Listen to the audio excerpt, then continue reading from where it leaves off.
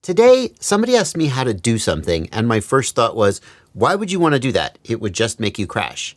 And then my second thought was, what an interesting challenge it would be to figure out how to do that.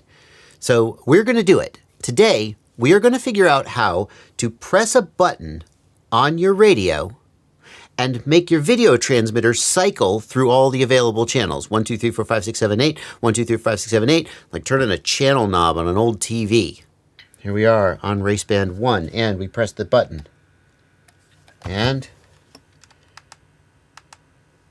race band 2. Yep. Press the button. Oh, it's clearly working. Race band 3. Yep. Press the button. Race band 4. Yup. Why would you want to do that? I have no idea. But couldn't we learn a lot by figuring out how to make our radio jump through these hoops? Yes, we could. I'm Joshua Bardwell, and you're going to learn something today. Here's an overview of how we're going to accomplish this. Because Betaflight has the ability to take an aux channel and based on the value of that aux channel, change the video transmitter, band, channel, and power. That's a topic that I've made a video about before, and I'll link that video in the video description below, but I'm also just going to show you how to do it in this video, and so you should just keep watching this video. Number 2, we need a single momentary switch on the radio like this one right here, and we need to press that switch. But normally what happens when we press the switch is the channel goes high, low, high, low. And what we need to happen is the channel needs to go 1, 2, 3, 4, 5, 6, 7, 8, 1, 2, 3, 4, 5, 6, 7, 8, and so on. And I made a video about that a long, long time ago, and it doesn't matter because I'm just going to show you how to do it in this one. But if you want to watch that video, there are more general applications of it and a deeper explanation if you just go to the link in the video description below. So we're going to have a button that makes the aux channel go 1, 2, 3, 4, 5, 6, 7, 8. And then the flight controller is going to be set up to make the video transmitter go 1, 2, 3, 4, 5, 6, 7, 8. And then the final thing, which I'm going to save until the end of the video because it's YouTube and I have to tease you and then pay it off at the end. The final thing is, if the video transmitter changes channel, wouldn't it be nice if the goggles could also change channel at the same time? So you don't just push the button and now you can't see? Wouldn't it be nice if they followed each other? Oh yes, it can be done. The radio that I'm going to use for this demonstration is the Radiomaster GX12. That just happens to be my current daily driver radio, but you should know that you can do this with any EdgeTX radio, and the steps are going to be basically the same. There may be slight differences in the button layout, like some radios don't have a sys key. You just long press the menu key to get to the sys menu. But basically, everything you're going to see here, you can do with any EdgeTX radio. In fact, let me zoom in on the screen a little bit so you can get a better view. It means you won't be able to see the buttons that I'm pressing, but you can probably figure it out.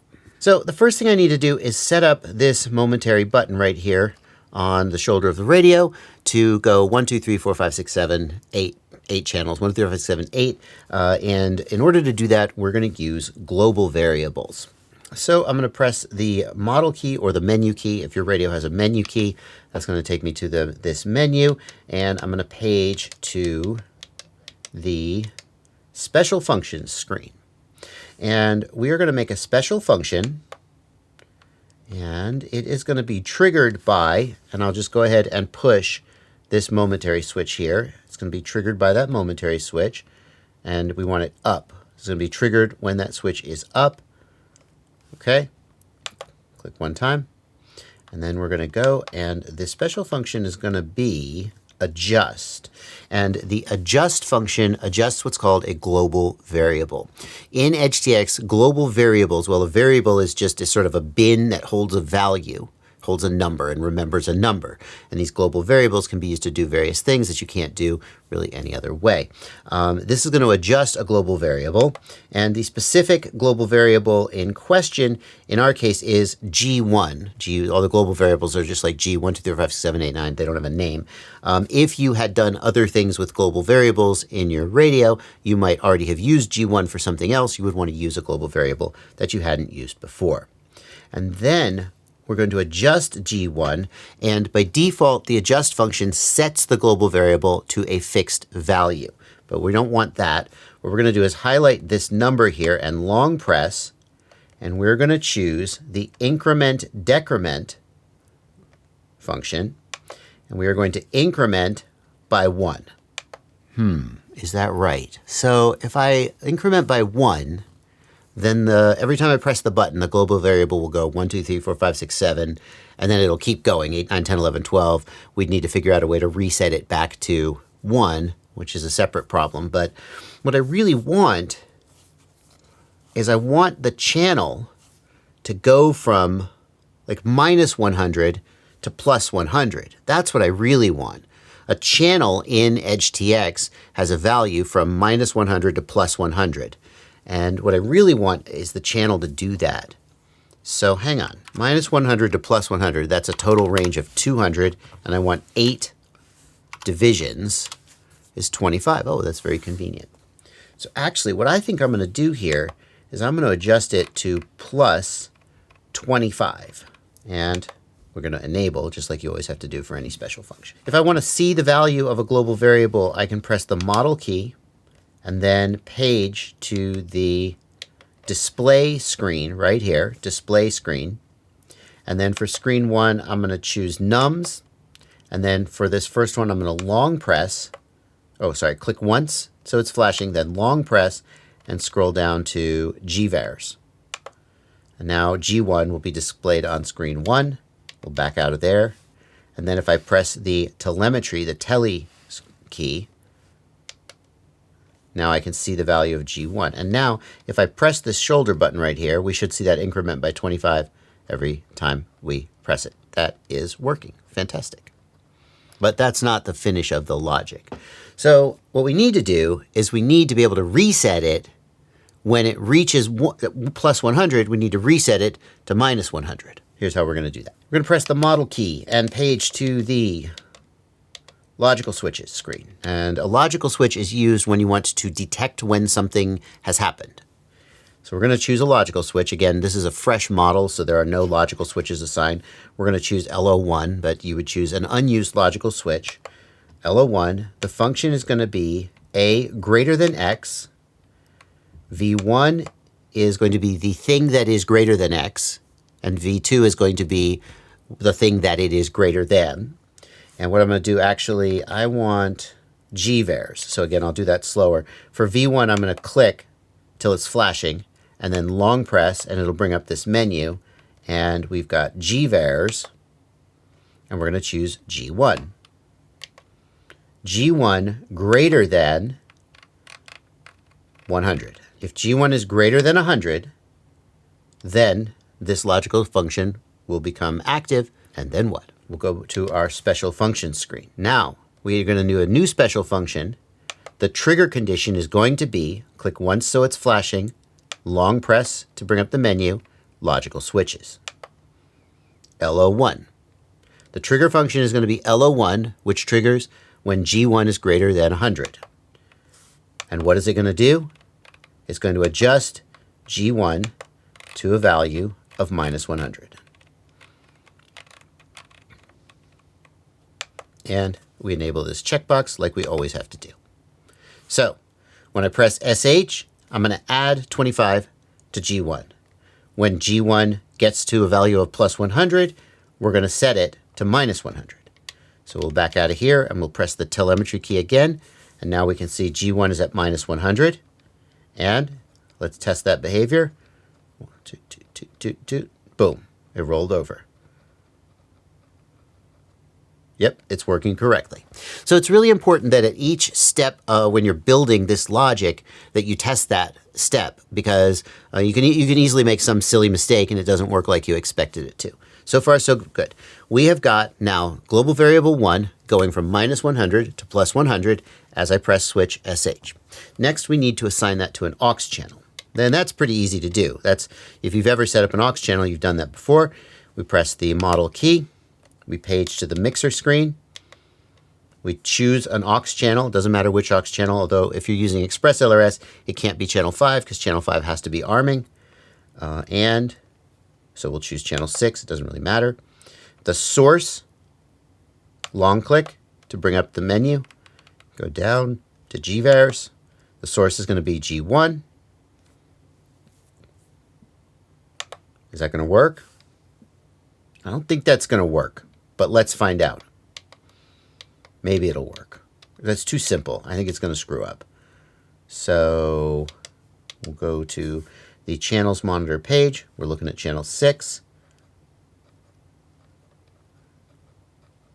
It's doing something. 2, 4, 7, 9, minus 9, minus 7, minus 4, minus 2. It's almost like it's 2, 4, 7, 9. It's almost like the value isn't right. Our problem is just that the global variable is not moving widely enough. It's going from minus 100 to 100, and for whatever reason, when that gets mapped to a channel value, it's kind of just barely moving. So we just need it to be bigger. Okay. And let's just see what value gets us. Plus equals 25. I don't know, man. We're in uncharted territory here. And then that's going to be, we need to change L01 to be, how far can we go? 1024 is the max. Okay, fine. That's all working. And how is that translating to the channel? Channel 6? Oh, yeah. Oh, there we go. That was what it needed. For some reason, it needed to be 10x'd. I'm not really sure why, but there you go. I could guess, but I'm not going to. So now we have the channel correctly moving from minus 97, 73, 48, 24, 0, 24, 48, 73, 97, and rolls back through. So channel 1, 2, 3, 4, 5, 6, 7, 8, 9. How am I off by 1? Crap. I'm off by 1. Because there's a 0. Crap. 1, 2, 3, 4, 5, 6, 7, 8. 1, 2, 3, 4, 5, 6, 7, 8. 200 divided by 7 is 28.5. Okay, 285. We got to reshuffle this. Got to make it increment by 285 instead of 250 because we go 0 through 7, not 0 through 8. That's one too many. No problem. We're going to adjust G1 by 285, and that actually should do it. Let's double check here. Okay, here we go. Channel 1, 2, 3, 4, 5, 6, 7, 8. No! It rolled over. Crap. Does it need to be 285 because 286 pushed it over the line? Yeah, I should have rounded down. It's rolling over too soon. I incremented by too much. Okay, no problem. Here is, okay, instead of 286, we're going to add 285. And now, if we look at the telemetry, okay, hang on. Okay, here's channel 1, 2, 3, 4, 5, 6, 7, 8, and back to 1. Yes, that's the correct behavior. And now if we look at the aux channel, 1, 2, 3, 4, 5, 6, 7, 8, and back to 1. That's the desired behavior. We have got the aux channel moving as it should be. Fantastic. What next? Next, we have to set up the flight controller. Now, we should say that in order for this to work, you need a flight controller that has SmartAudio or Tramp Telemetry enabled. It's also not going to work with a digital video transmitter like WalkSnail or DJI. They do all their channel management in the goggles, but it will work with HD0 or analog, which both allow the flight controller to control the channel. It's going to work best if you have an Express LRS receiver because Express LRS supports the function that also lets the goggles follow along with you, but that's not absolutely mandatory. You could change the channel manually. In Betaflight, we're going to go in, and first of all, let's just check that this freaking thing is working. Do we actually have a connection? All right, great. We have a connection in our receiver, and we'll just double check, but it should be the same. If I press the button, we should be able to watch aux2 go up and down. Perfect. And what I'm going to want to do is write down these numbers for the channel values. So it's going to go 1000, 1141, 1283, 1425, 1556, 1716, 1858, 2000. So that's 1, 2, 3, 4, 5, 6, 7, 8 channels. Great. I'm going to need those numbers. We're going to go to the CLI tab because we're going to have to do this in the CLI. And what we're going to mess with is the vTX command. Okay, the vTX command lets me change the video transmitter band and channel based on the value of an aux channel. And each of these parameters represents one thing that's going to change.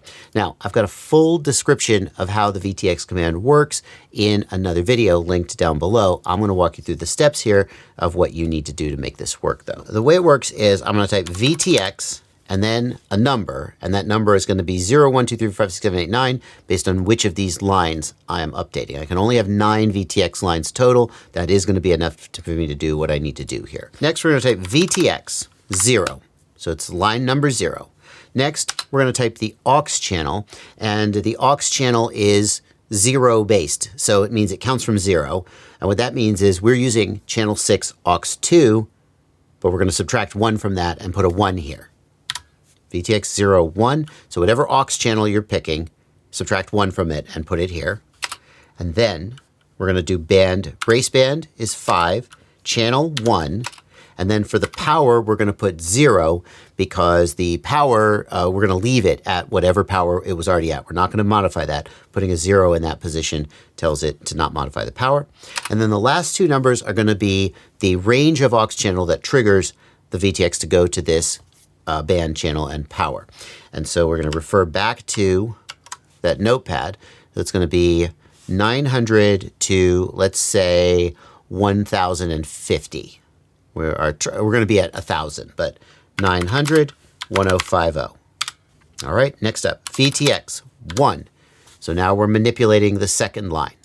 Okay, it's going to be the same aux channel, so it's going to be a 1 there, aux 2.